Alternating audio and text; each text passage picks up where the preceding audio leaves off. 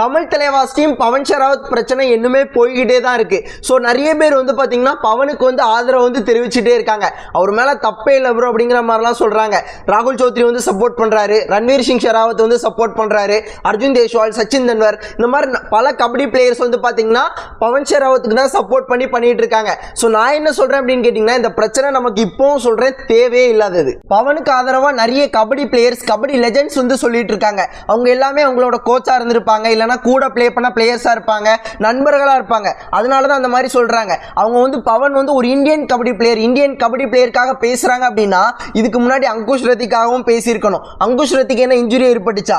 அவருமே திடீர்னு பெங்களூர் டீம்லேருந்து போன ஒருத்தர் தானே, அவருக்காக ஏன் பேசலை? இப்போ மட்டும் உங்களுக்கு இந்தியன் பிளேயர் அப்படிங்கிற அந்த விஷயம் வந்து எங்கேருந்து வருது அப்படிங்கிறத என்னோட கேள்வி. நான் இப்போவும் பவன் ஷெராவத்துக்கு எதிராக பேசவே இல்லை. ஸோ தமிழ் தலைவாஸ் டீமுக்கு உள்ளே இருந்து பார்த்த தமிழ் தலைவாஸ் டீமோட கோச்சஸே ப்ரெஸ் கான்ஃபரன்ஸில் அது மேனேஜ்மெண்ட்டுக்கும் பவனுக்கும் இருக்கிற விஷயம், அதை பத்தி எங்ககிட்ட கேட்காதீங்க அப்படின்னு சொல்லிட்டு போறாங்க. ஸோ வெளியிலேருந்து பார்த்து உங்களுக்கு என்ன விஷயமே தெரியாம நீங்க உங்க பாட்டுக்கு ஏதாவது ஒரு விஷயம் சொல்றதுனால சத்தியமா ஒரு பிரயோஜனமும் கிடையாது. முக்கியமா ராகுல் சௌத்ரி எல்லாம் சம்பந்தமே இல்லாம இதெல்லாம பேசிட்டு இருக்காரு.